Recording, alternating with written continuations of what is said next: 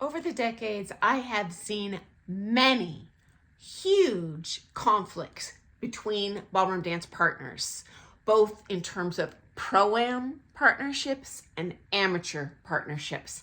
I'm going to address these separately and also share why I do not intervene on, I'll call them the victims part. So number one, in pro-am, I have seen teachers be nasty to their students. I mistreat them, whether that be financial. Honestly, I feel like you can charge what you want. I am exponentially more upset when I see verbal, spiteful, screaming, even name calling. Oh my gosh, smoke is coming out of my ears. But when I was a studio owner, legally, we cannot control the behavior of the independent contractors. My only legal recourse is to kick them out.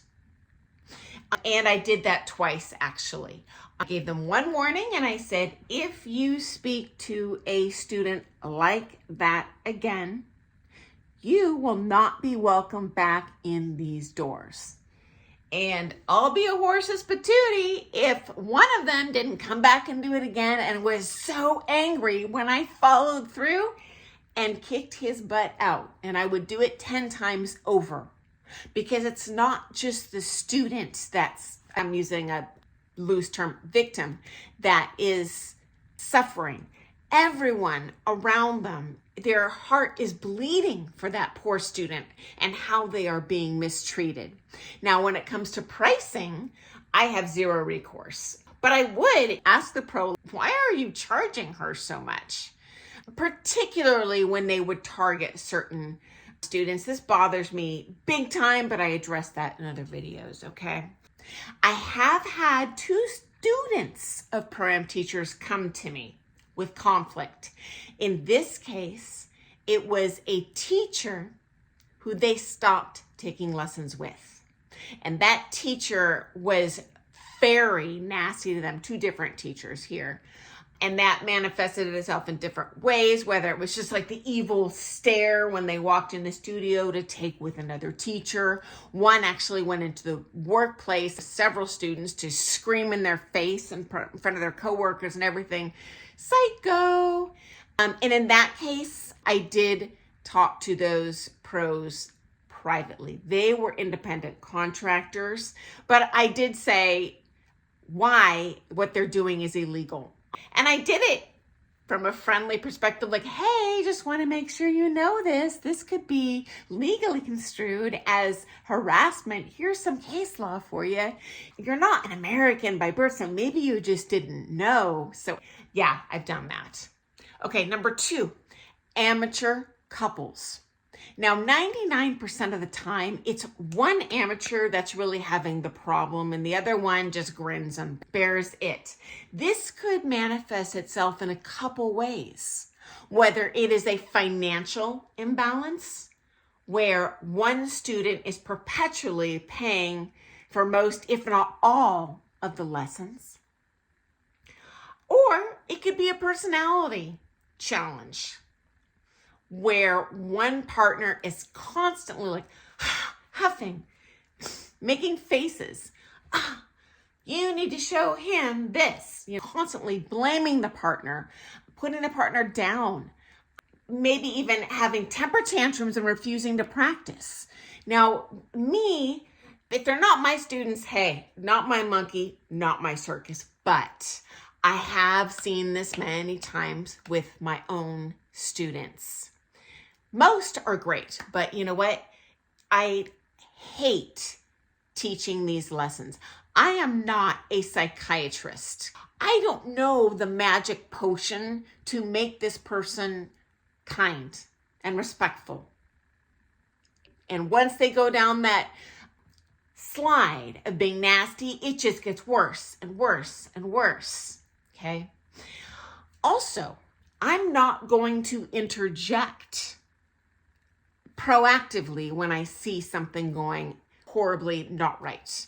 Here's why. Number 1, I don't know what's going on behind the scenes. because I don't see everything. So for example, financially, often one partner makes substantially less than the other.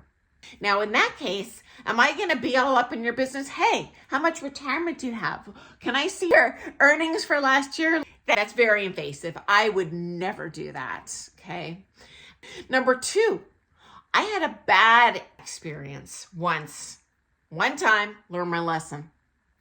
I saw a horrible imbalance in the partnership where she was paying for everything and he made literally 50 times as much as her.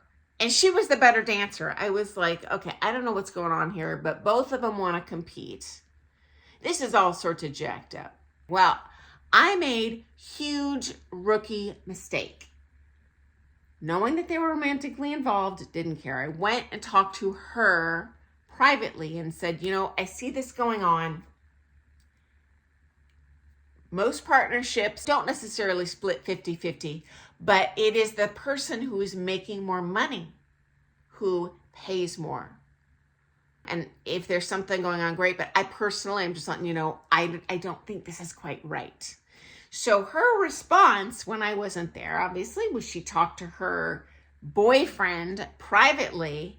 It's like, well, Sunny thinks you need to pay more because you make more than me. Okay, so now I'm the bad guy. He said, well, no. So she still doesn't get what is ethical. And he's so spitfire furious, he dumps me as a teacher. So I lose the couple when I'm truly looking out for what I feel cumulatively is the best interest. When I teach a couple, especially when they come to me at the same time, you're really a partnership. If I've been teaching someone for eons and then they get a new partner, yeah, honestly, I'm going to prioritize my original student. I don't know if that partnership's going to last. So yeah, didn't make that mistake again. Not putting myself in the middle of someone else's problem. It is a little different when someone comes to me. Hey, I don't feel comfortable that my partner is doing this in practice, or that I'm paying for everything and I don't know why, or whatever. In that case, realistically, your pro isn't going to jump in there and fight the fight for you, but I will give you my honest perception as an outsider looking in, knowing both the personalities, what I feel is the best way to resolve this in a fair and equitable way. Okay, now bad news. Sometimes I know that person is a twit, in which case, hey, you're going to have to grin and bear it, or they're going to dump you. Sometimes that happens. But more often, I'm like, I think if you gently approach your partner and say, hey, I love dancing with you, but I'm really struggling financially to make ends meet here. It would sure help me if you could contribute a little more, if you're willing. If not, I'm going to do everything I can, because I want to dance with you even more. That way, you're asking for help rather than wow, wow, wow. I just think that's a little better received. And you're still making clear that you value them as a dance partner. Same thing, if someone's a real twit in practice, that one is a lot harder to fix, but I will suggest to them, like, hey, when it's not a high tense time, when you're having fun together, after the competition or something like that, I would bring this up really nice. Like, hey, I have to be honest with you. I love dancing with you. This is so fun, but I am really hurt in practice when you say whatever nasty trash is coming out of their mouth. I would quote them. Do I think that's actually going to work? Hopefully. Hey, it's worth a shot. If you guys do nothing, and you don't advocate for yourself at all, guess what? That problem is definitely going to stay. So anyway, if you're having some challenges with your pro partner, with your amateur partner, all I can say is you are not the only person in the world that's experiencing that. If it's just not bearable, there are more fish in the sea, especially for pro-ams, okay? And I would recommend bringing it up, even to the pro. You feel they're charging too much. Same approach. Hey, I'm really struggling to do this financially. Is there anything you can do to help me? They'll probably say no, but you never know. It's worth saying something. So anyway, guys, hope that helps. I look forward to seeing you first thing tomorrow morning for some more things ballroom dance, guys. Happy dancing. Doodles.